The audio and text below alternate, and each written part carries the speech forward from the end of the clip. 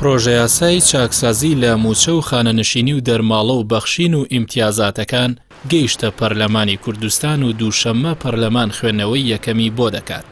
بەشی یەکەمی پرۆژە یاساکە ئامانجەکان و بەشی دووەمیش پرسی خانەنشینی لەخۆ دەگرێت.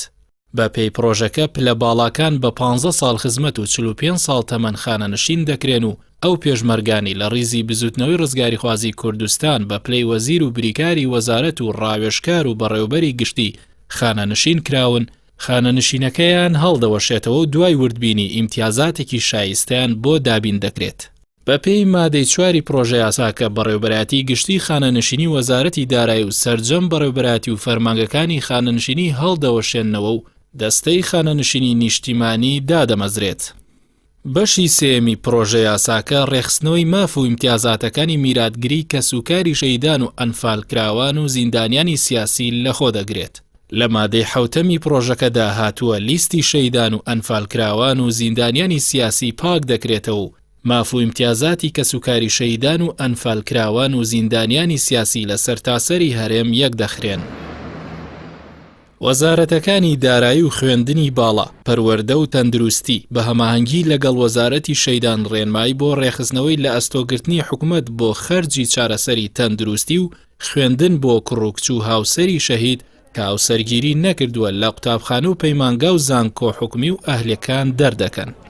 هاوکات بەشی چوارەمی پرۆژەکە تایبەتە بەنێشتنی سوودمەندبوون زیاتر لە جارێک لە بودجەی گشتی. بە پێی مادەی 8 پرۆژە یاساکە کار بە سەرجەم ئەو یاسا و بڕیارانە ناکرێت کە ڕێگە بە سوودمەندبوونی زیاتر لە یەک موچە و بەخشین دەدەن جگە لە ئیمتیازاتە داراییەکانی کە سوکاری شەیدان و ئەنفال کراوەکان. سەبارەت بە فەرمانبەرانی کەم ئەندامیش لە بڕگەی چوارەمی مادەی 8 داهاتووە ئەو کەمەندامانەی فەرمانبەرن لە جیاتی ئەو بەخشەی لە تەرخانکراوەکانی چاودێری کۆمەڵاتی بۆیان دابین کراوە دەرماڵەی لەبری پەککەوتەی پێیان دەدرێت بە ڕێژەیەک لە موچەی بنەڕەتیان کە ئەو ڕێژەیە لەلایەن ئەنجومەنی وەزیرانەوە دەستنیشان دەکرێت بە ڕەچاوکردنی ڕێژەی پەککەوتن لەلایەن لیژنەیەکی پسپۆڕەوە. بەشی پێنجەمی پرۆژەکەش بواری پێشمەرگە و ئاسایش و پۆلیسی ناوخۆیی تێدا جێگیر کراوە. بە پێی مادەی 9 پرۆژەکە یەکەکانی ژمێریاری لە گشت یەکەکانی هێزەکانی پێشمەرگەی ڕێکخرا و ڕێک نەخراو لە چوارچێوەی وەزارەتی پێشمەرگە ڕێک دەخرێن. هەر بە پێی مادەکە پاسەوانی بارەگا حیزبیەکان و پلە تایبەتەکان لەلایەن ئەنجومەنی وەزیران ڕێک دەخرێتەوە و پێداچوونەوەش بە لیستی سوودمەندبوانی خانەنشینی کە مەندامانی پێشمەرگەدا دەکرێتەوە.